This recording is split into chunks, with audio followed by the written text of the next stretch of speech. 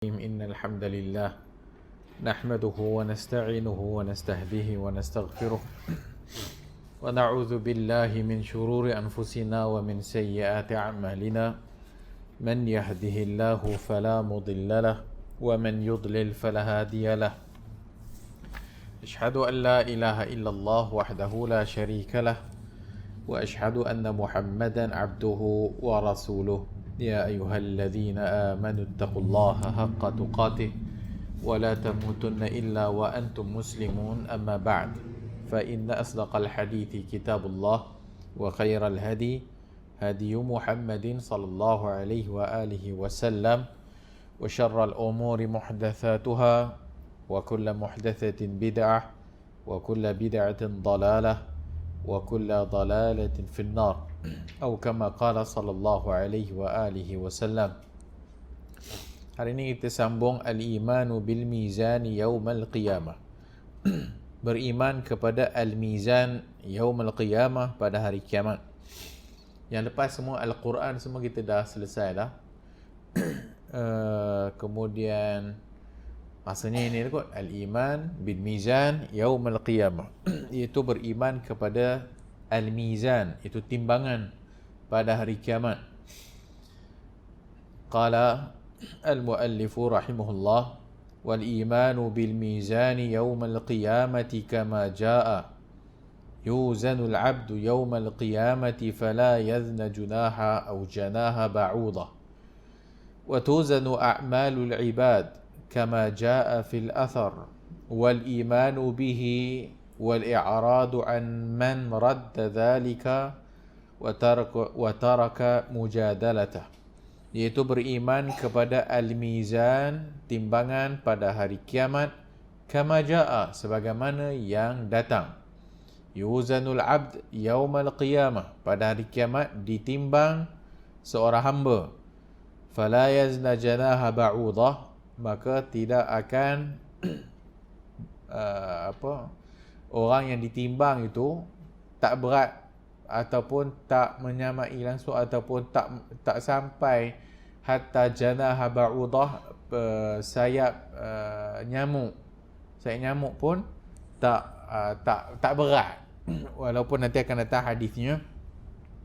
Hadis yang diriwayatkan oleh Al-Bukhari, dan dalam surah Al-Kahfi ayat 105, ulaika alladhina kafaru biayati rabbihim wa liqa'ihi fahabitat a'maluhum fala nuqimu lahum yawmal qiyamati wazna. Iaitu ulaika alladhina kafaru, mereka itu alladhina kafaru, yang kafir, biayatina, atau ingkar dengan ayat-ayat kami, itu ayat Tuhan mereka, wa liqa'ihi, dan ingkar adanya pertemuan dengan Tuhannya. Fahabitat a'maluhum, maka habis amalan dia, dihapuskan. Habitat a'maluhum fala nuqimu lahum yawmal qiyamati wazna, dan tak akan ditimbang amalan mereka. Tahu ditimbang pun tak ada apa, tak ada faedah timbangan amalan itu. Wa tuzanu a'malul ibad, dan ditimbang amal, itu amalan-amalan hamba, kama jaa fil athar, sebagaimana yang datang dalam al-athar, itu riwayat-riwayat. Wal imanu bihi, dan beriman dengannya. Wal i'radu an man radda zalika, dan berpaling daripada orang yang tak menyetujuinya ataupun yang tak mau beriman dengan adanya mizan, timbangan, dan meninggalkan berdebat-debat dengan mereka. Maksudnya ini dah berkali-kali diulang, meninggal berdebat-debat ni.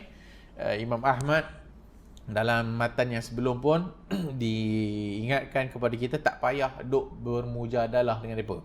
Kenapa? Tak ada faedah. Sebab dah tak beriman. Dan bila tak beriman, buat apa kita buang masa berdebat-debat tentang mizan ke apa-apa benda yang mereka tidak mau beriman, maka buang masa. Sebab tu hanya kita sampaikan sunnah, tak perlu nak debat-debat dan tak depa. Nak beriman, tak nak beriman boleh belah. Ini kalau sekiranya orang yang kita berhadapan dengannya itu memang tak nak terima kebenaran. Tapi kalau dia nak mendengar, kemudian dia bertanya, kemudian dijawab, kemudian ditanya, tapi dalam rangka mencari kebenaran, maka ini tak ada masalah. Tapi yang dimaksudkan dekat sini, kalau berhadapan dengan orang kafir ataupun orang yang ingkar yang tak mau beriman dengannya, maka tak payahlah buang masa kita berdebat, kerana dia mempertahankan pendirian dia dan kita dengan pendirian kita, dan dia tak mau terima, maka itu dia punya pasalah. Baik. Wal imanu bil mizan yaumil qiyamah kama jaa, maka yu'ta bir rajulil azimis samin, akan didatangkan pada hari kiamat dengan seorang yang al-azim as-samin, orang yang gemuk ataupun besar, gemuk, maksudnya berisilah. Fala yazna 'indallahi janaha ba'udah, maka didatangkan pada hari kiamat orang yang berat ataupun orang yang ada besar, gemuk, ditimbang atas timbangan, tapi walaupun dia gemuk ataupun besar, apa pun tak ada faedah. Maksudnya sayap nyamuk pun tak apa orang kata, amalan itu kalau ditimbang sayap nyamuk pun tak menyamainya. Tak ada apa maksudnya. Walaupun datang dengan badan yang besar, tapi tak ada amalan, ingkar, maka didatangkan seorang yang al-azimus samin, fala yazna indallah, langsung di sisi Allah tidak ada beratnya itu. Janaha ba'udah, sebesar sayap nyamuk pun tak ada. Hadha fihi dalilun ala anna al-ashkhas yuzanun, maka ini semua adalah dalil menunjukkan bahawasanya manusia akan ditimbang. Al-ashkhas yuzanun, akan ditimbang pada hari kiamat. Wa warada fi hadits thabit anna, dan warid dalam hadis yang sabit, anna Ibn Mas'ud, itu Ibn Mas'ud radhiyallahu an, irtaqa ala syajaratil arak. Satu hari Ibn Mas'ud panjat pokok arak. Arak nak ambil dahan ataupun ambil kayu tu buat kayu sugi lah. Kemudian wa kana daqiqus saqain, dan Ibn Mas'ud ni orangnya kurus keding. Maka bila dia panjat pokok tu, tersingkap dia punya betis tu, nampak kurus je. Orang pun gelak. Kemudian fata'ajjabu min diqqati saqai, maka orang pun tengok, lah apa hal kurus benar ni kan. Kalau pakai baju tak nampak, tapi dia panjat pokok tu, dalam sebagai riwayat angin tiup, kemudian singkaplah dia punya betis tu, nampaklah keding kan. Orangnya kurus keding. Kemudian faqal la ta'ajjabu min diqqati saqai, Nabi kata tak payahlah kau gelak, ataupun tak payah duk takjub sangat dia tu kurus nak mampu kan. Dia punya betisnya tu kurus. Fa innahuma asqal fil mizan, tapi sesungguhnya dua betisnya itu berat pada timbangan Allah, min jabali Uhud, lebih berat daripada gunung Uhud. Itu Abdullah ibn Mas'ud radhiyallahu anhu. Hadis yang diriwayatkan oleh Imam Ahmad dan sahih. Hadha dalilun ala anna al-ashkhas, maka ini menunjukkan dalil bahawasanya orang akan ditimbang. Wa ammal a'mal fala khilafa fiha, kerana dalam masalah mizan ulama khilaf. Apa yang ditimbang sebenarnya? Adakah amalan atau badan atau tulisan amalan, atau buku amalan kan yang dicatat oleh malaikat tu kan. Adakah amalan kita tu puasa, ambil puasa timbang, atau yang kita dah buat malaikat catat. So adakah satu amalan, yang kedua catatan tu yang ditimbang, atau yang ketiga badan orang tu diambil bubuh tertimbang. So tiga-tiga ada riwayat. Tiga-tiga ada riwayat. Kalau kita tengok kat sini, orang yang badan gemuk tadi, dan juga hadis Abdullah ibn Mas'ud menunjukkan orang ditimbang, al-ashkhas, maka ditimbang atas timbangan pada hari kiamat. Kemudian adapun amalan, maka dia kata kat situ fala khilafa fiha, tak ada khilaf dalam masalah tu. Maksudnya amalan memang ditimbang. Semua orang kata amalan ditimbang. Semua ulama kata, dalam ahli sunnah kata bahawasanya amalan akan ditimbang. Tapi amalan yang ditimbang tu yang mana satu? Adakah amalan benda yang dia buat, atau catatan amalan, atau orangnya? Kenapa orangnya ditimbang? Sebab berat orang tu buat amalan lah. So tiga-tiga ada pandangan. So pandangan pertama, pandangan kedua, pandangan tiga, semua ada belaka. Maksudnya ulama berpandangan A, B dan C. Wa ammal a'mal fala khilafa fiha annaha tuzan.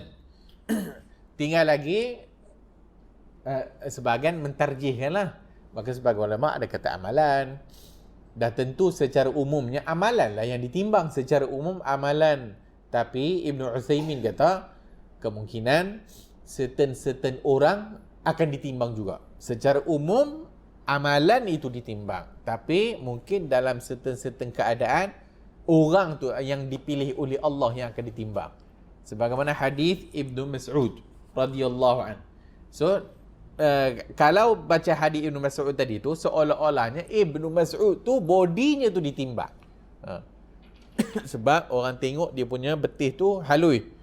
Bila orang gelak, Nabi kata tak payah gelak lah. Kerana dua betis yang kuih keding tu lebih berat daripada Jabal Uhud. Lebih berat daripada Gunung Uhud. Seolah-olahnya dipahami daripadanya orang lah ditimbang. Tapi Ibn Uthaymin kata macam itulah secara umum amalan lah.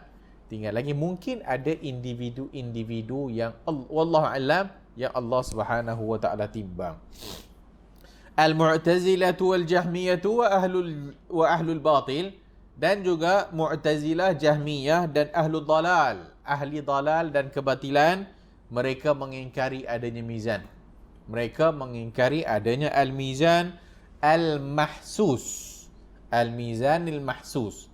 Maksudnya mizan yang timbang lah, timbang.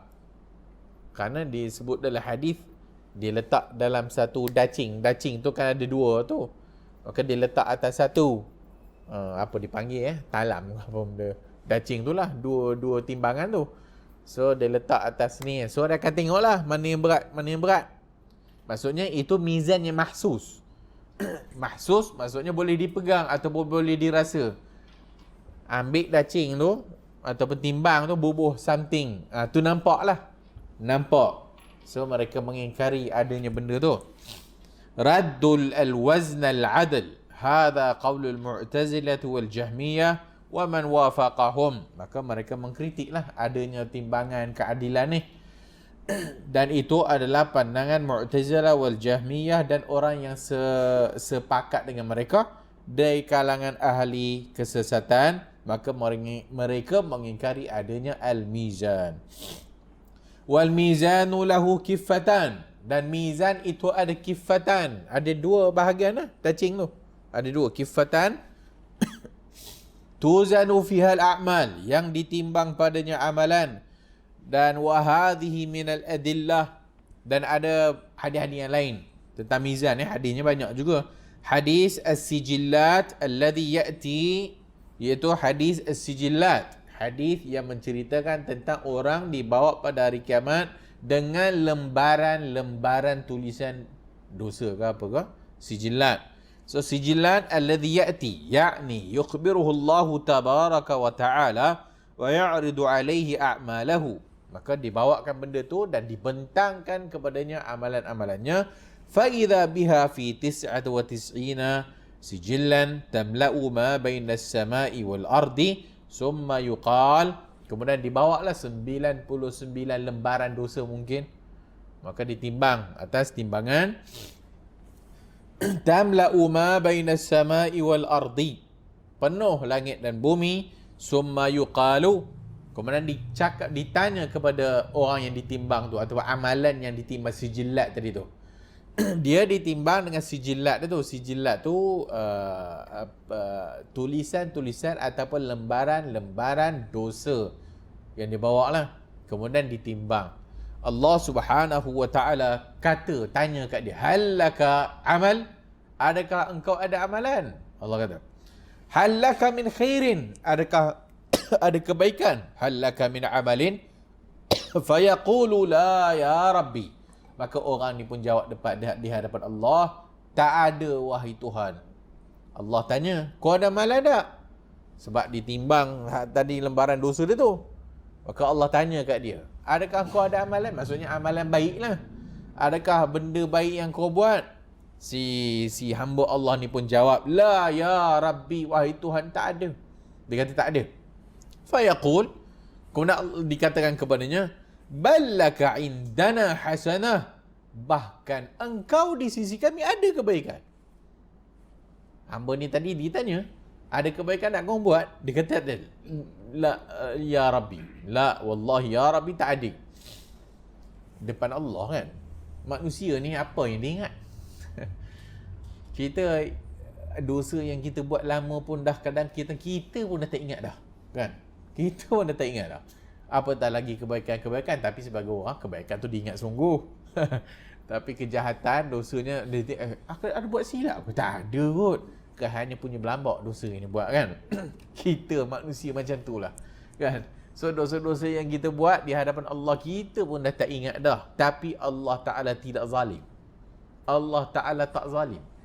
Walaupun seorang hamba ni dibawa di hadapan Allah, bila ditanya kepadanya dosanya banyak, dan ditanya, kamu ada amalan tak? La, tak ada wahai Tuhan. Tapi Allah kata, ballaka indana hasanah, bahkan engkau ada kebaikan. Hasanah, satu kebaikan. Wala yazlimu rabbuka ahada, dan Allah tidak akan menzalimi seseorang pun. Fatuda' la ilaha illallah, dan diletakkan la ilaha illallah, kalimat tauhid, la ilaha illallah fi kaffah, pada satu lagi yang timbangan di kaffah tadi tu. Wa tuda'u hadhi sijillat 99 sijilla fi kaffatin, kemudian dibubuh satu la ilaha illallah, satu lagi 99 lembaran dosa tadi tu. Bubuh dekat dua-dua, dan la ilaha illallah sekata je, la ilaha illallah, li'annahu fatarajjaha bihima la ilallah, maka yang jadi berat adalah la ilaha illallah. Dengan dosa yang 99 tadi tu ditimbang dengan la ilaha illallah, maka itu lagi berat. Li'annahu la yathqalu ma'a ismillah, kerana tak ada apa yang berat daripada nama Allah Azza wa Jalla syai'. So itu disebut dalam hadis At-Tirmizi, hadis Ibnu Majah.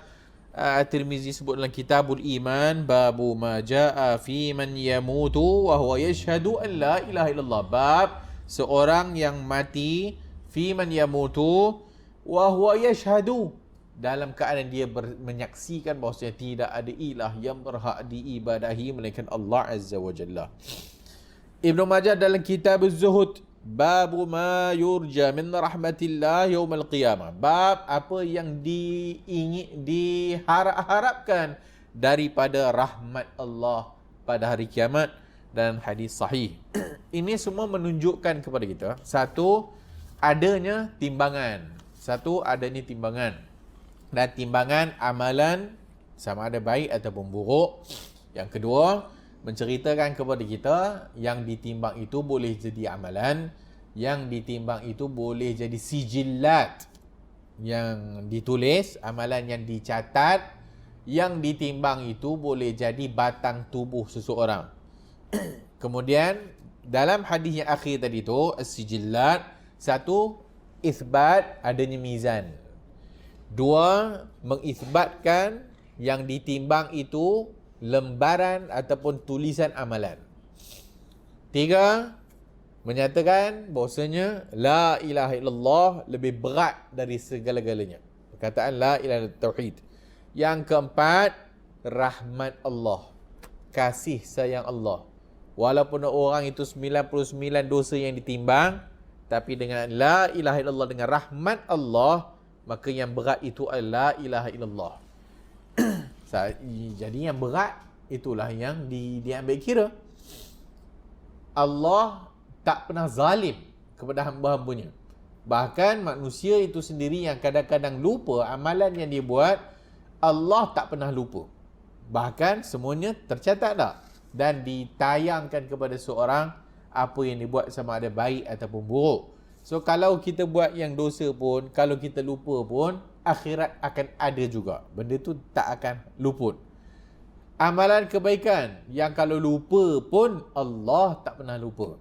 Walaupun hamba ni tadi ditimbang dosanya lebih berat, tapi Allah tak pernah menzalimi hambanya. Ada kebaikan. Satu kebaikan, la ilaha illallah.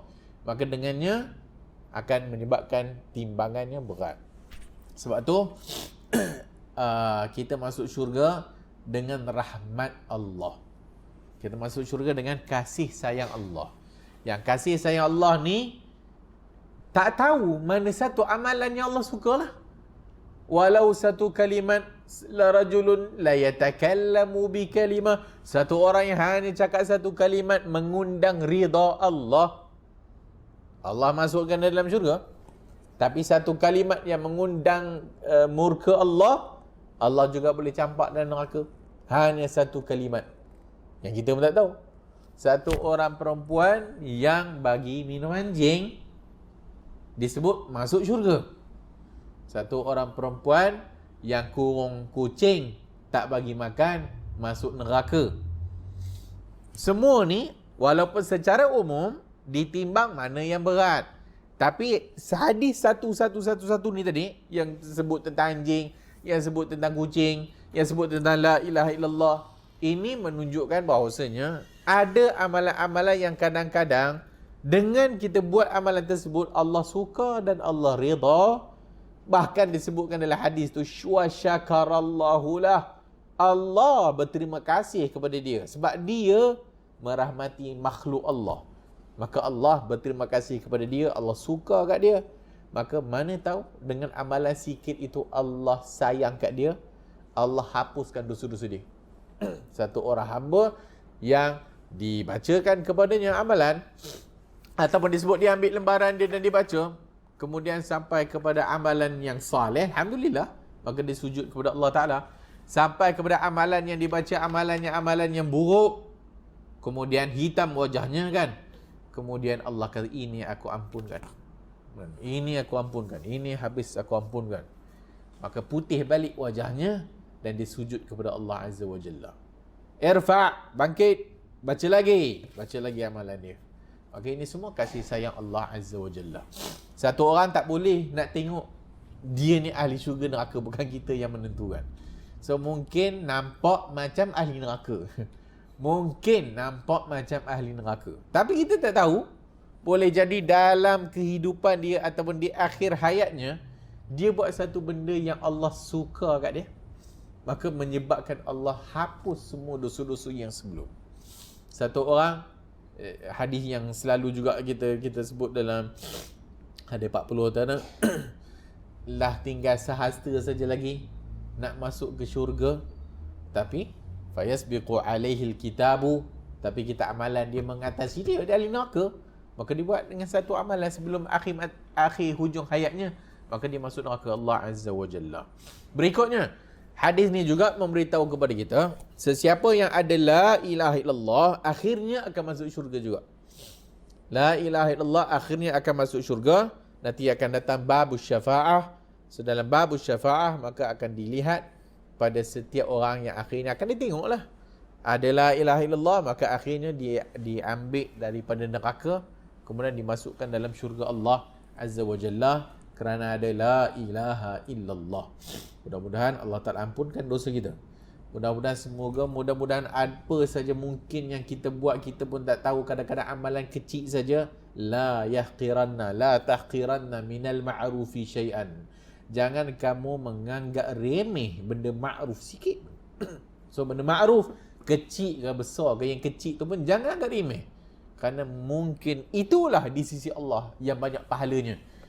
Satu orang mungkin sedekahnya 1,000, sedekahnya 10,000, tapi tak ikhlas, mungkin apa tak ada.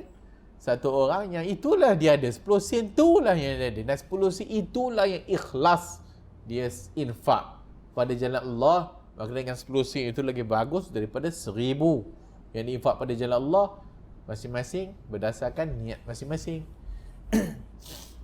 Wa qad warada fi hadithi law wada'at as-samawati as-sab' wa man fihinna والأراضين السبع ومن فيهن في كفة ولا إله إلا الله في كفة لمالت بهن لا إله إلا الله. Dalam hadis riwayat Imam Ahmad disahihkan oleh Ahmad Syakir, kalau diletakkan as-samawati as-sab', 7 petala langit, dan wa man fihinna, 7 petala langit dan apa-apa yang berada di dalamnya, dan wal aradina sab', dan 7 petala bumi diletakkan dalam satu kaffah, iaitu satu timbangan, kemudian satu lagi la ilaha illallah, maka la malat, maka yang ada la ilaha illallah lebih berat daripada 7 petala langit dan isi kandungannya, dan 7 petala bumi, wa man fihinna, dan isi kandungannya. So hadis ni menunjukkan juga la ilaha illallah. Sebab tu dia berat. Sebab tu ucapan zikir la ilaha illallah besar di sisi Allah. Satu, nak bagi tahu iman lah, itu tauhid, itu siapa yang mati ada la ilaha illallah, syurga. Yang kedua, nak bagi tahu perkataan tu, zikir la ilaha fa'alam annahu la ilaha illallah afdalu zikir, kan, afdal zikir la ilaha illallah. Maka kalau kita ulang-ulang zikir la ilaha illallah, la ilaha, benda tu berat di sisi Allah Azza wa Jalla, di atas timbangan. So nampak ringan ataupun mudah lah nak nyebutnya la ilaha illallah, ringan je pun, tapi di sisi Allah dalam timbangannya berat. Dan hadis ini juga dalil menunjukkan bahawasanya bumi dan langit ada 7 lapis. Bumi dan langit ada 7 lapis. Sebab disebut as-samawati as-sab' wal aradina as-sab'. Langit yang 7 dan bumi yang 7. Bukan maksud bumi ada 7. Bumi punya lapisan 7. Tidak 3. Kerak bumi. Kan? Kalau belajar sains kan, mantel. Benda tu kan. 3 lapisan, itu dalam sains lah. Tapi dalam hadis 7 lapis. Bumi juga ada 7 lapis sebagaimana langit ada 7 lapis. Asyahidu annal mizan thabit. Nah, syahidnya bahwasanya mizan itu sabit dengan kitab was sunnah. Wa nada'u al-mawazin al-qista li yaumil qiyamati fala tuzlamu nafsun syai'an wa in kana mithqala habbatin min khardalin ataina biha wa kafa bina hasibin. Surah Al-Anbiya. Wa nada'u al-mawazin al-qista, dan kami meletakkan mawazin, timbangan keadilan, al-qista, li yaumil qiyamah, pada hari kiamat, fala tuzlamu nafsun syai'an, tak ada jiwa yang dizalimi pada waktu tu. Tak ada siapa pun dizalimi. Maka siapa yang berat amalan baiknya itu atas usaha dia, siapa yang berat amalan dosanya itu atas perlakuan dia. Tak ada siapa yang dizalimi pada hari itu. Dan siapa-siapa yang mungkin terlupa amalan dosanya akan diingatkan lagi. Dan siapa-siapa yang mungkin terlupa amalan baiknya juga akan dibagi tahu, kau ada amalan baik. So tak ada siapa yang dizalimi. Bahkan Allah tidak menzalimi sesiapa pun. Wa in kana misqala habbatin min khardal, walaupun besar biji sawi. Walaupun besar biji sawi, ataina biha, kami akan datangkan kepadanya pada hari kiamat. Maksudnya, buatlah dosa besar mana pun, sekecil-kecil dosa, besar biji sawi pun dosa yang dia buat, ataina biha, jangan bimbang, kami akan bawa juga pada hari kiamat. Ataina biha wa kafa bina hasibin. Surah Al-Anbiya ayat 47. So ayat ni patut memberikan kita kegerunan, sangat gerun, kerana dosa sekecil mana pun akan dibawa. Ataina biha, akan kami bawa kan. So jangan bimbang. Orang yang menzalimi orang lain, orang yang dizalimi, so tak ada apa yang perlu dibimbang. Nanti dia buat zalim lama, nanti kalau kita tak balas, nanti kita lupa kezaliman dia. Bukan kita untuk mengingat-ingat orang buat zalim kat kita. Itu kerja Allah Azza wa Jalla. Walaupun dia buat zalim kan, dan dia tu yang buat zalim, walaupun dia nanti dah berumur nanti, dia pun dah lupa dah kezaliman yang dia buat ke orang. Dia pun dah tak ingat dah zalim apa yang dia buat. Dia ingat dia baik dah. Tapi dia dok menzalimi orang banyak. Ini juga ataina biha, kami akan bawa juga pada hari kiamat. So hak ni dibimbangi. So banyak-banyak istighfar, banyak-banyak taubat kepada Allah Azza wa Jalla, kerana kadang-kadang kita tak sedar dan kita mungkin terlupa dosa-dosa yang kita buat terhadap Allah satu, dan dosa-dosa yang kita buat dengan orang. Tak ada siapa yang boleh maafkan melainkan tuan badan. Kalau kita buat dosa dengan orang, tak ada siapa yang boleh balas melainkan tuan badan tu nanti akan menuntut pada hari akhirat besok. So semua akan diperlihatkan. Wa man khaffat mawazinuhu fa ulaika allazina khasiru anfusahum fi jahannam khalidun.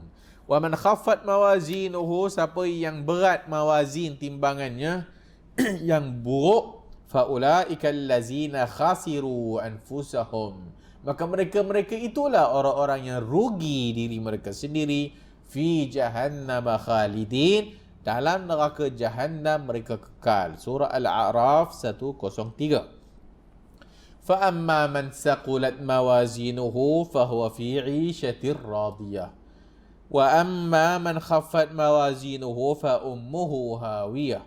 Al-Qari'ah ayat 69. Siapa fa amma man saqulat, siapa yang berat timbangan baiknya, fa huwa fi 'ishatir radiyah, maka dia hidup dengan begitu bagus sekali. Dan sesiapa yang khaffat mawazinuhu, apa nama dia punya sebaliknya, fa ummuhu hawiyah, maka kepadanya akan dicampakkan ke dalam neraka hawiyah. So ini al-mizan. So di sisi ahli sunnah wal jamaah, kita beriman bahawasanya al-mizan ini wajib kita beriman dengannya, percaya.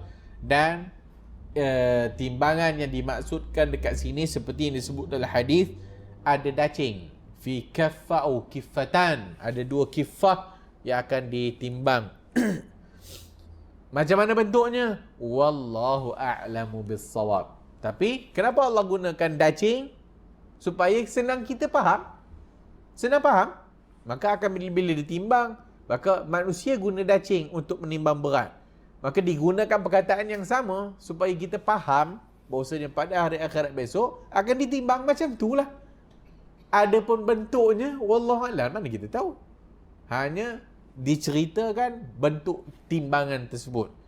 Nak bentuk apa-apa itu urusan Allah Azza wa Jalla. Adakah sama dengan macam dekat dunia? Wallahu a'lamu bis-shawab. Berikutnya, habis bab al-mizan. Taklimullah li'ibadihi yawmal qiyamah. Berikutnya adalah Allah bercakap li'ibadihi, kepada hambanya pada hari kiamat. Kata Imam Ahmad, wa anna Allah ta'ala yukallimul ibad yawmal qiyamah, laysa bainahum wa bainahu turjuman wal imanu bihi wat tasdiqu bih. Dan bahawasanya Allah Ta'ala akan bercakap-cakap dengan hamba-hambanya. Allah akan bercakap-cakap dengan hamba-hambanya pada hari kiamat. Laisa bainahum wa bainahu turjuman, tak ada penterjemah. Allah akan bercakap dengan hambanya itu direct. Tak ada antara Allah dengan hamba-hambanya itu turjuman, ada tukang terjemah pula. Tak ada. Wal imanu bihi, dan wajib beriman dengannya. Wat tasdiqu bih, dan membenarkan perkara ini. Itu membenarkan bahawasanya Allah bercakap-cakap dengan hambanya. Telah lalu dalam bab yang lepas adalah Allah bercakap-cakap. Allah bersifat dengan sifat bercakap-cakap. Ma minkum min ahadin illa sayukallimuhu rabbuhu laysa bainahu wa bainahu turjuman. Dan ma minkum, tak ada seseorang pun di kalangan kamu melainkan akan Allah atau akan Tuhannya akan bercakap dengannya. Tidak ada perantaraan turjuman, penterjemah. Wa sami'tum yunadir rabb, dan kamu juga pernah mendengar Allah memanggil. Yunadi Rabb, itu Allah Tabaraka wa Ta'ala memanggil. Iaitu Allah sebut dalam surah Fussilat, wa yawma yunadihim, pada hari itu Allah memanggil mereka.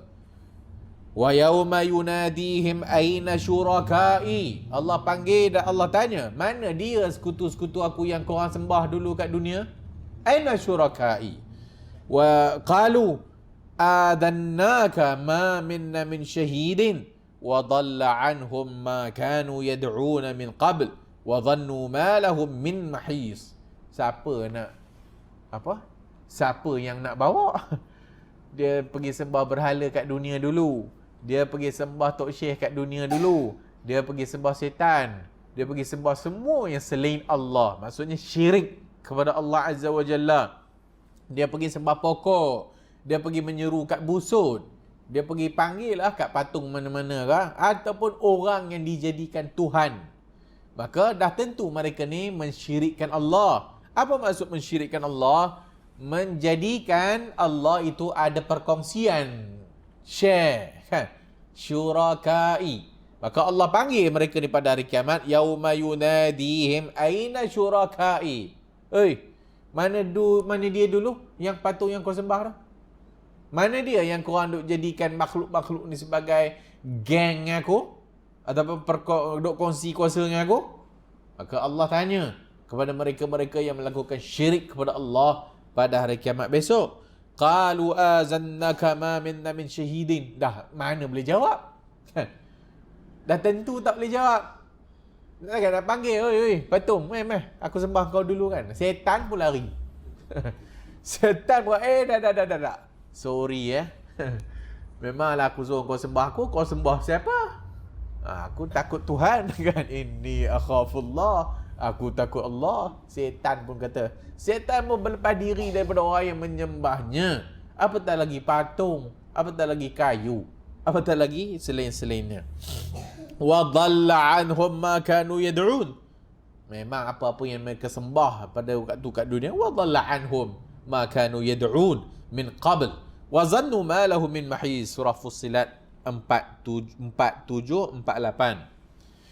Allah kata lagi, wa yauma yunadihim, pada hari diseru kepada mereka, fayaqulu aina syurakai, maka dikatakan kepada mereka, mana dia syurakai, mana dia yang orang-orang yang kau menjadikan kepadaku syirik itu, allazina kuntum taz'umun, yang korang duk dakwa tu.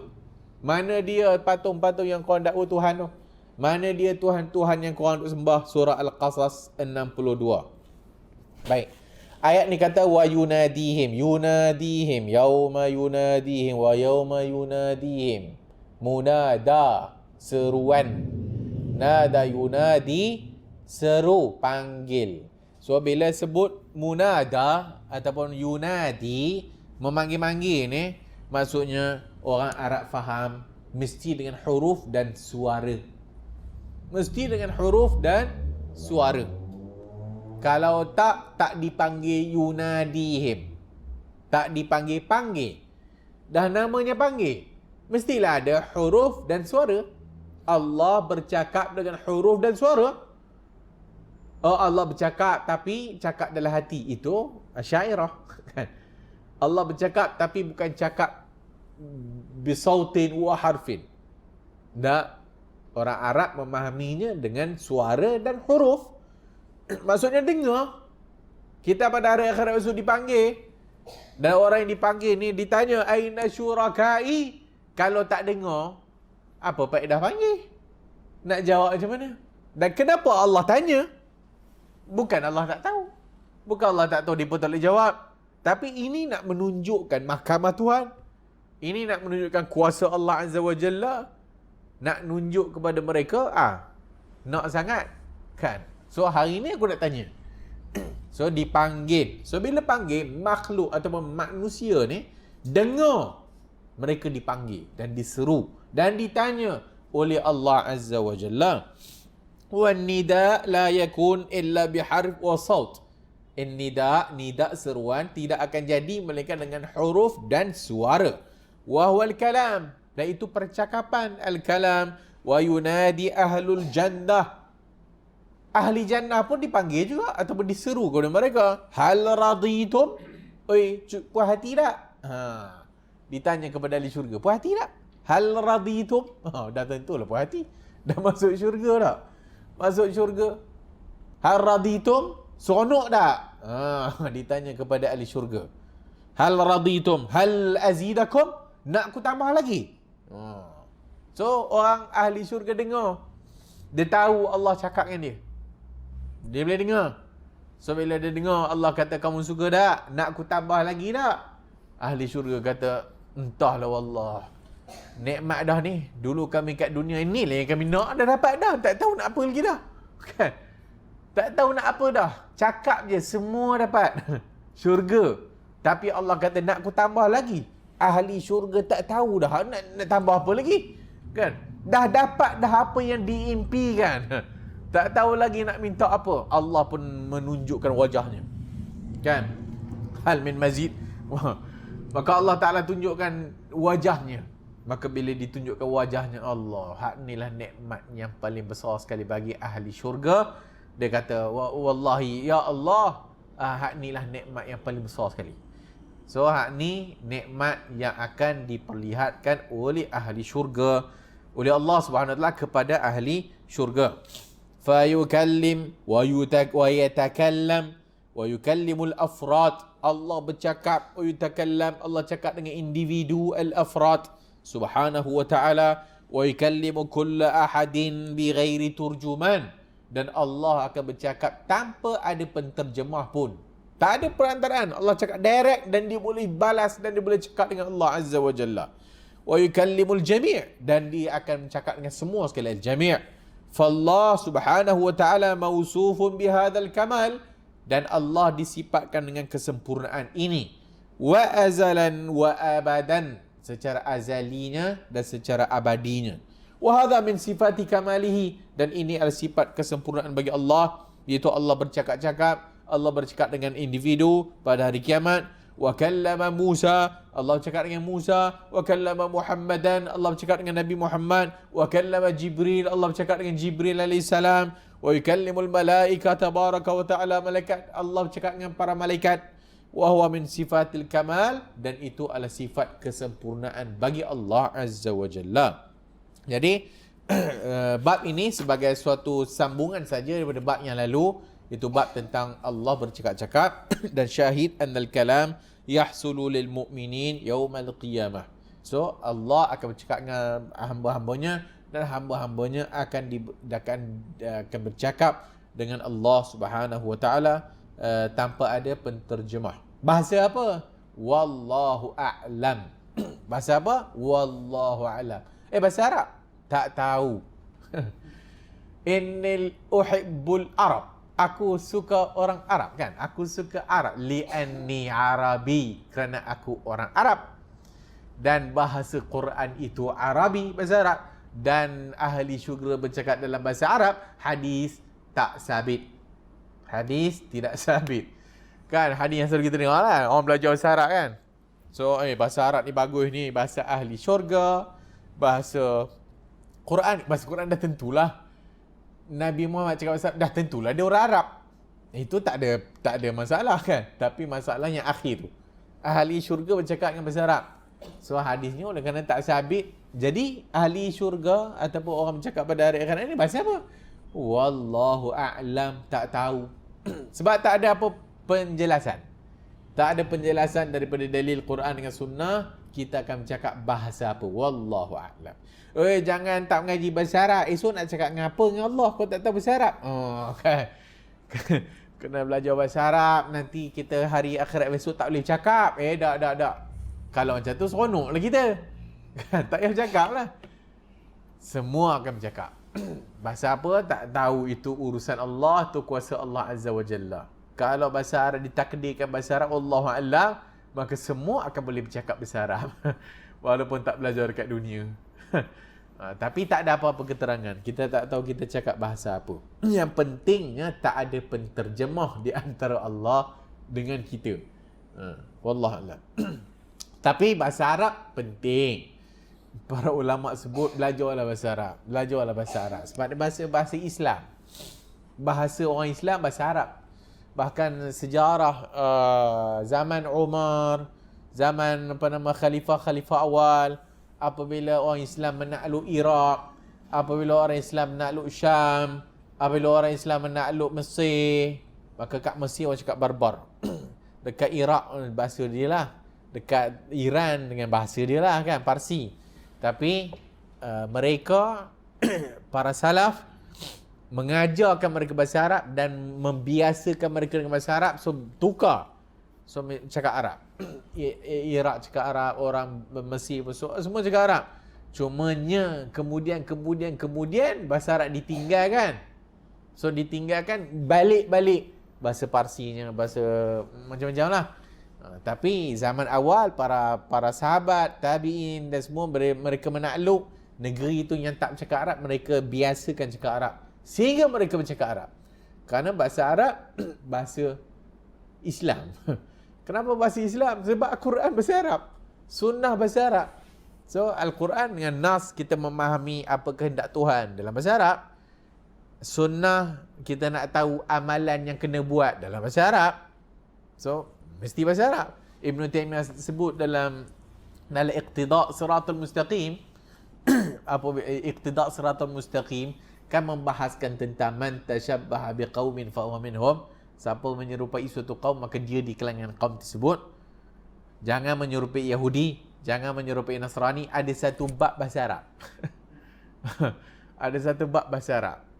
Kerana bahasa Arab bahasa Nabi. Bahasa Arab bahasa sahabat. Bahasa Arab bahasa tabi'in, tabi'ut tabi'in. Bahasa para ulama. Bahasa Arab. So automatic dia jadi macam apa orang kata maksudnya kalau disebut jangan menyerupai suatu kaum, bermaksud sehingga bahasa pun sepatutnya kena bahasa Arab. Bahasa pun sepatutnya kena bahasa Arab. Tapi ialah kelemahan kita lah di akhir-akhir umat-umat yang berikutnya, kelemahan. Walaupun itu bukanlah yang utamanya bahasa tu, tapi diletakkan tajuk bahasa tu nak bagi tahu tentang jati diri Muslim, nak bagi tahu kita kena menyelisihi Yahudi dan Kristian, kena menyelisihi agama lain, kena menyelisihi bangsa lain, cakap bahasa Arab. So sebab tu kena belajar bahasa Arab. Tak apalah, pelan-pelan lah. Kalau tak boleh pun yang penting belajar. Suka bahasa tu pun dah apa orang kata menyukai ciri-ciri Islam kan. Sebab dia bahasa Quran dengan bahasa sunnah.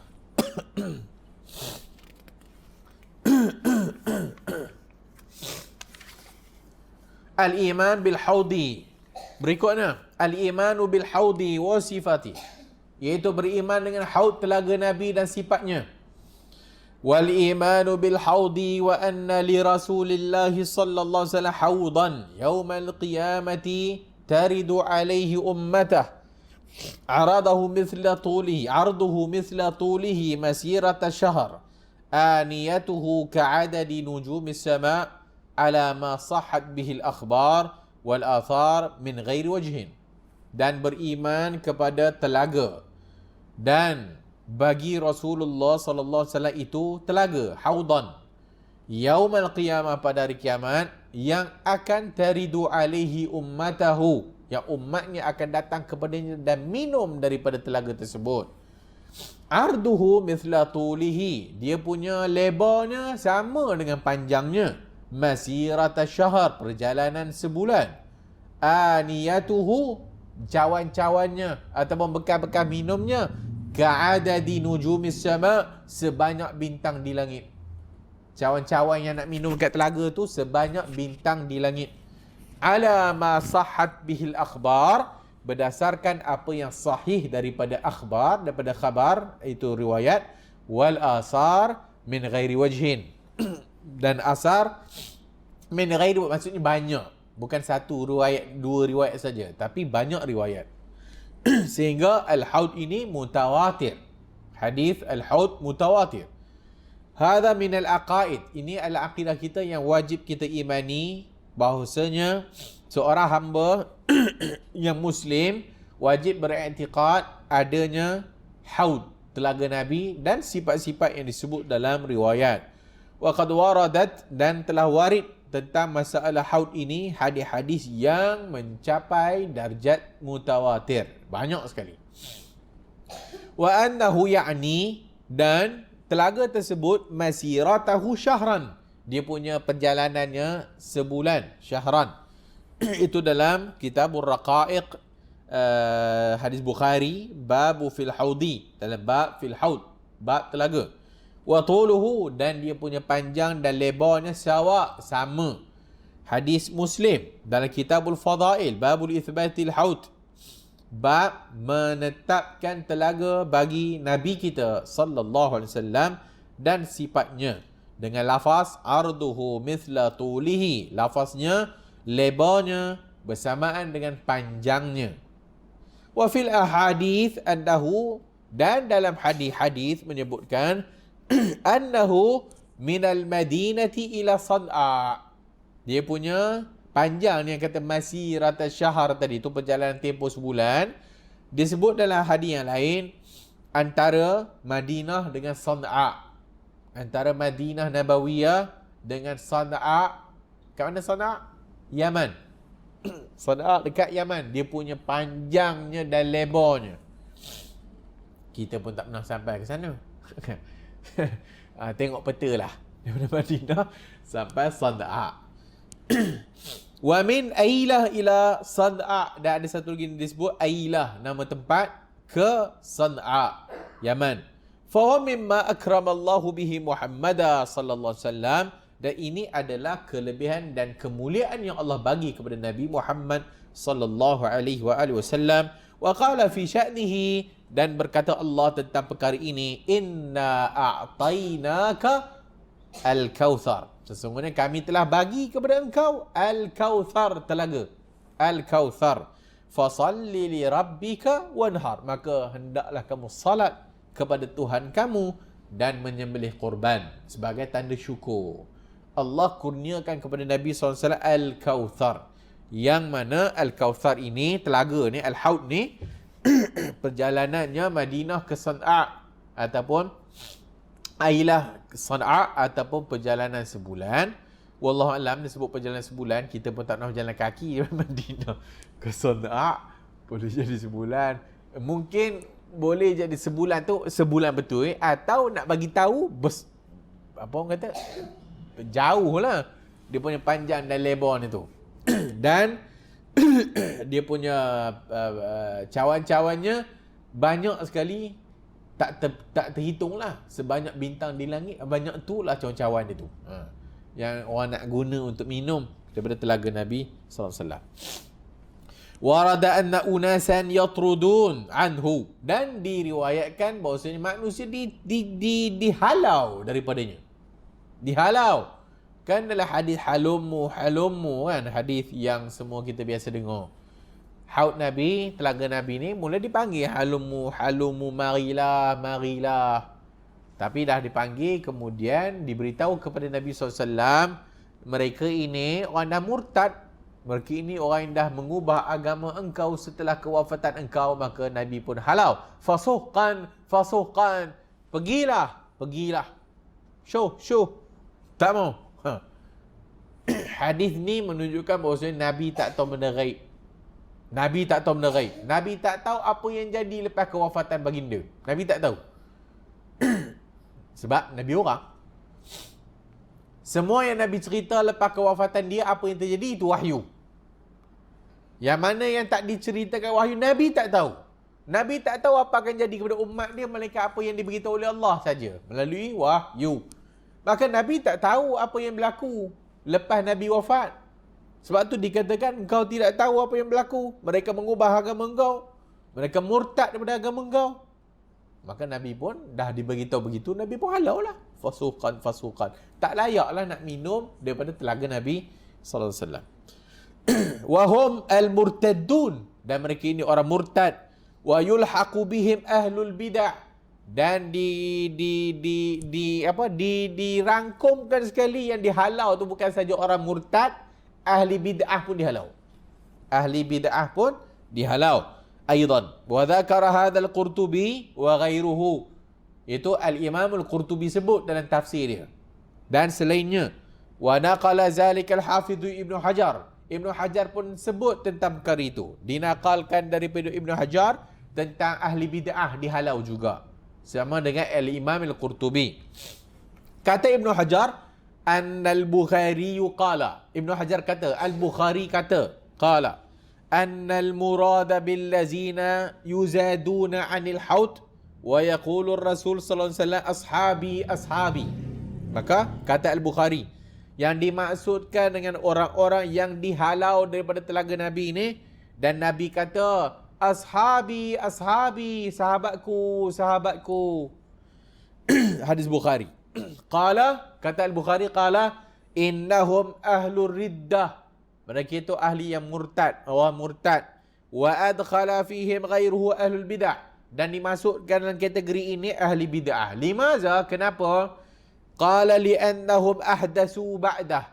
Kerana mereka ni reka cipta amalan lepas Nabi. Ataupun reka cipta agama lepas daripada Nabi.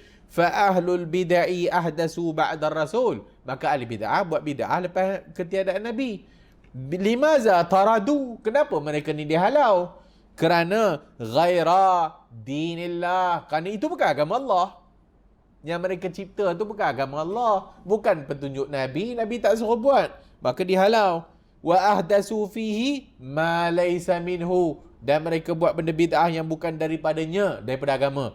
Fal hadisu yatanawaluhum. Maka hadis tu masuk sekali. Itu yang ahli bid'ah tu masuk sekali dalam kategori orang yang tak dapat minum daripada haud Nabi sallallahu alaihi wa alihi wasallam.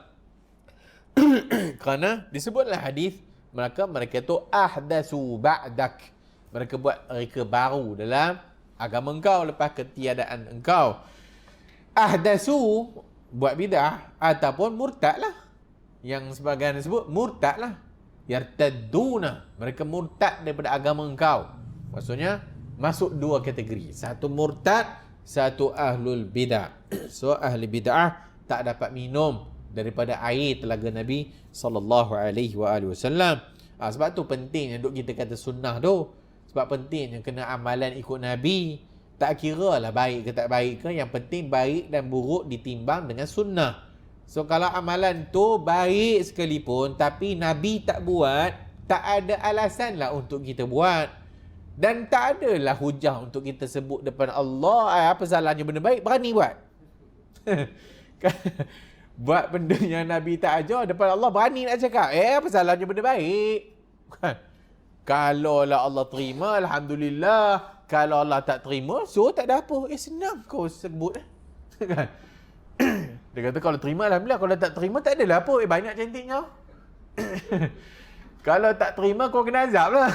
Bukan kalau tak terima tak ada apa. Sebab dah reka benda baru, dah sandar kepada agama. Maka ni tak ada ruang untuk duk nak jawab macam tu lah. Sebab tu ahli bid'ah, ahli murtad, atau orang yang mensyirikkan Allah, tak ada jawapan di hadapan Allah. Kan? Disebut tadi, aina syurakai? Mana dia? Yang kau sembah selain aku tadi mana? Mana? Nak jawab apa?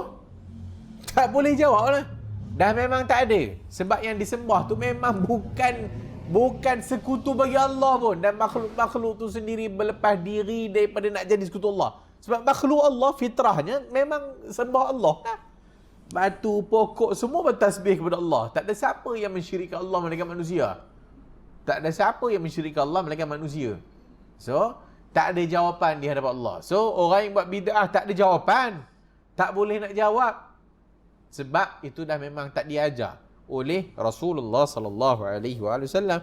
So, bendanya bukan simple, easy as a ABC. Dah. Bendanya susah. Sebab tu kita kata, ya memang ni tak dibuat oleh Nabi. Habis tu walaupun tak dibuat Nabi, boleh buat tak ustaz? Tak boleh lah. Tak boleh, jangan tanya. Tak boleh buat. Apa salah? No, tak ada apa. No, tak ada apa-apa salahnya. Tak ada apa salah. Tak boleh buat. Tak, kalau tak faham juga, tak faham lah. Aku pun tak faham. Kalau dah tak faham, aku pun tak tahu nak jawab macam mana dah. Atau nak bagi tahu macam mana. Aniyatuhu ka'adadi nujumis sama. Bekal-bekal air minumannya itu sebanyak bintang di langit, minaz zahabi wal fiddah, daripada emas dan perak. Kama fi Muslim, seperti dalam riwayat Imam Muslim, ala ma sahhat bihi al-akhbar wal asar min ghairi wajhin, iaitu berdasarkan apa yang sahih daripada riwayat akhbar dan riwayat asar min ghairi wajhin, yang banyak sekali, iaitu benda ni adalah benda yang ma'ruf, benda yang diketahui. So ini tentang bab al-haud, telaga Nabi SAW. So kena banyak doa dan kena banyak senantiasa kita ini pastikan yang kita ni betul-betul cinta Rasul dan buat apa yang Rasul buat, dan apa yang Rasul tak buat jangan buat. Kerana kalaulah kita tak ambil berat tentang masalah ni, so tak dapatlah kita minum daripada air telaga Nabi yang kalau siapa yang meminumnya tak akan dahaga selama-lamanya. So jangan jadi macam tadi tu, fasuhkan orang yang dihalau oleh Rasulullah SAW. So benda ni benda berat. So bukan bererti benda yang kita buat tanpa petunjuk Rasulullah bendanya hayyin, mudah dan begitu saja. Tak, bendanya berat, dihalau oleh Rasulullah SAW. Walaupun yang kita dakwa itu sebab kita cinta Nabi. Walaupun yang kita ibadat itu dengan ibadat yang kita sangka ibadat itu mendekatkan diri kepada Allah dan Rasul. Tak. Kita sangka. Tapi amalan itu menjauhkan kita dengan Nabi kita. Amalan tersebut menjauhkan kita dengan Allah Azza wa Jalla. So takut nanti dihalau oleh Rasulullah sallallahu alaihi wasallam dengan wahyu dari Allah Subhanahu wa taala. Lagi kita terus laju. Dah lama tinggal. Tak habis kitab itu. Al-iman bi'azabil qabri. Berikutnya al-iman dengan azab kubur. Kata Imam Ahmad, wal imanu bi'azabil qabri, dan beriman dengan azab kubur. Wa anna hazil ummah, dan sesungguhnya umat ini tuftanu fi quburiha, akan diuji ataupun difitnah dalam kuburnya. Wa tas'alu 'anil iman wal islam, akan ditanya tentang iman dan Islam. Wa man rabbuh, dan siapa Tuhannya. Wa ya'tihi munkarun wa nakirun, dan akan datang kepadanya mungkar dan nakir. Kaifa Allah, sebagaimana yang Allah kehendaki Azza wa Jalla. Wa kaifa arad, dan macam mana Allah nak. Wal imanu bihi, dan beriman dengannya dan membenarkannya. Wat tasdiqu bihi. Ini pun satu hal juga, azab kubur. So ada juga yang tak beriman dengan azab kubur. So Imam Ahmad kata iman dengan azab kubur, dan umat ini akan diuji atau diazab atau dituftan, diujilah, fitnah itu diuji dalam kuburnya. Apa ujiannya? Ditanya tentang iman, ditanya tentang Islam, ditanya tentang Allah, ditanya tentang nabinya dan macam-macam. Wa ya'tihi, dan akan datang kepadanya munkarun wa nakirun, malaikat munkarun wa nakirun, dan kaifa Allah. Macam mana? Macam mana dia datang? Mana kita tahu? Kaifa Allah, macam mana yang Allah nak lah. Wa kaifa arad, dan yang macam mana Allah mahu. Tak payah tanya dia datang macam mana. Dia datang pakai baju apa? Datang naik kereta ke, naik kuda ke? Itu bukan hal kita. Tapi dia akan datang. Allah kata dia akan datang sebagaimana yang Allah nak dan Allah kehendaki. Wal imanu bihi wat tasdiqu bihi. Dan tentang masalah ini banyak juga hadis-hadis dan ayat-ayat Quran tentangnya. Surah Ghafir ayat 46. An-naru yu'raduna 'alaiha ghuduwan wa 'ashiyan. An-naru, api ataupun neraka, api. Yu'raduna, dilayarkan. Layar. Ditayang. Yu'raduna, diperlihatkan 'alaiha ghuduwan wa 'ashiyan, siang malam akan ditayang kepadanya api. Siang malam.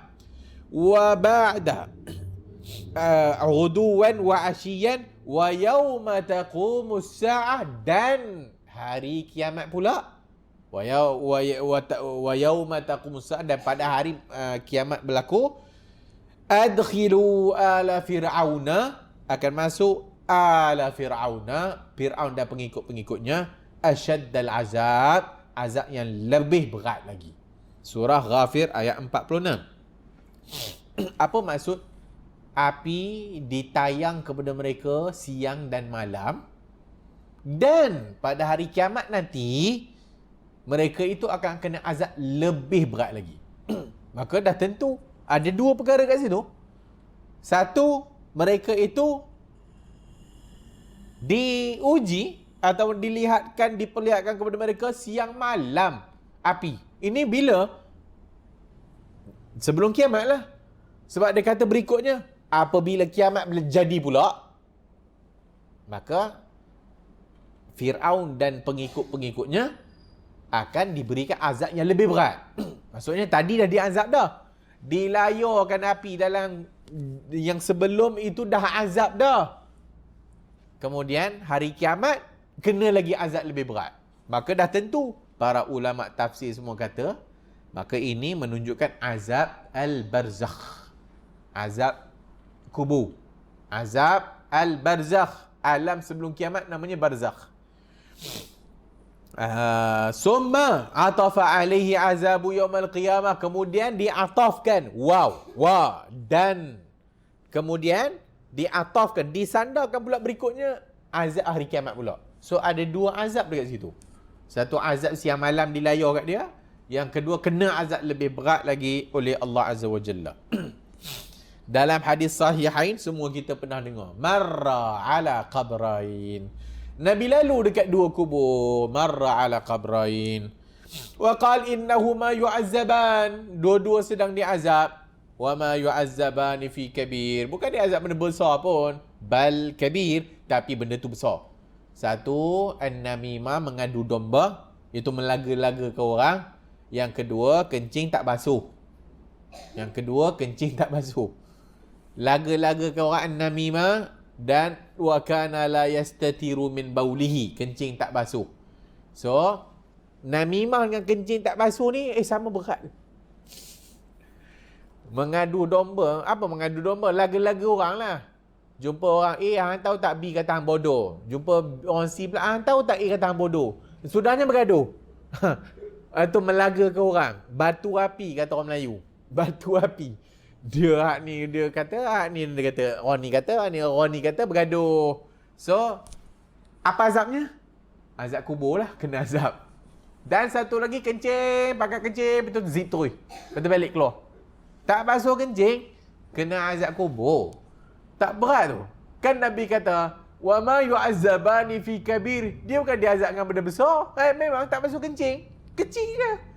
Tapi Nabi kata dia besar. Tapi besar. Maksudnya tak basuh kencing memang benda tu kecil je. Alah, tak basuh kencing je. Tak basuh kencing. Nampak kecil. Tapi besar. Semayang tak sah. Apa pun tak sah ni. Kalau semayang tak sah, dah besar dah tu. Murtad tu. Kan? Orang yang tak semayang pun murtad. Atau orang yang tak semayang pun dosa besar. Maksudnya, besar lah benda tu. Kencing tadi ni. Okey. Hadis ni jelas lah. Nabi lalu dua kubur. Pada waktu tu zaman sahabat Nabi tak? Nabi lalu dua kubur sedang diazab. Maksudnya sedang diazab atas perkhabaran wahyu. Dan kenapa diazab? Dah dibagi tahu.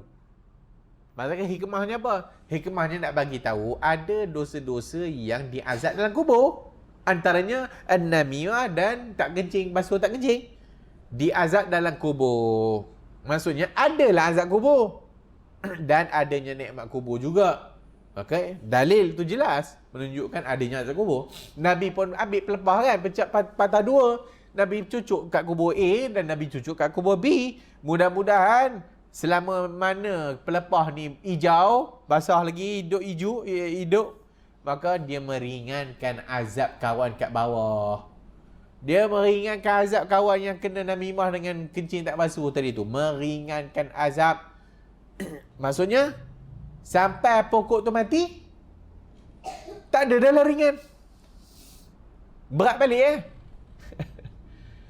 Lepas tu kita kena tambah pokok baru tak?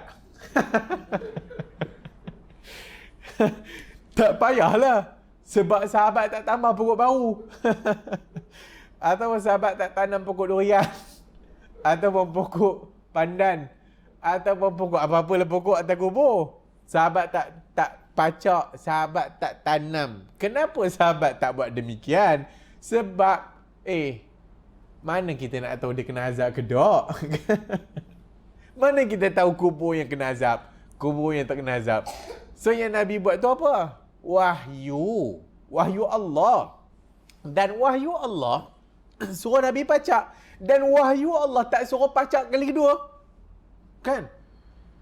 Kalaulah lepas dah kering, Nabi suruh, pergi tengok atas kubur fulan dah kering, tukar pelepah baru. Maksudnya, jadi amalan lah, betul lah. Kalau Nabi tukar dan berikutnya sahabat pun faham, dan sahabat pun pergi tanam pokok atas kubur. Maksudnya, kita pun boleh buat lah. Tapi oleh kerana sahabat pun tak buat, ini menunjukkan khususiat bagi Nabi saja. Khas untuk Nabi saja, tak kepada orang lain. Kemungkinan diazab wallah kita pun tak tahu. Kita pacak pun kemungkinan tidak mengingatkan azab. Sebab siapa kita? Dia Nabi dan dia diberi wahyu. Dan Nabi kan bagi syafaat. Nabi boleh bagi pertolongan. Nabi bagi pertolongan, nanti kan datang bagi syafaat. So, dengan adanya pelepah tu, dengan keberkatan Nabi SAW dan wahyu Allah, maka dia meringankan azab tu. Tapi Ustaz tak boleh meringankan azab siapa-siapa dalam kubur. Ustaz tak boleh buat demikian. Orang alim macam mana pun tak boleh buat demikian. Orang sufi serban macam mana pun, jubah berlapis-lapis pun tak boleh buat demikian. Sebab kita tak ada kuasa dan kita tak ada kemampuan nak bagi pertolongan. Dan kita pun tak tahu mana kubur diazab dan sebagainya. Dan hadis kata hanya 2 kubur saja. Punya berlambak-lambak kubur yang ada tak pacak pun. Kan?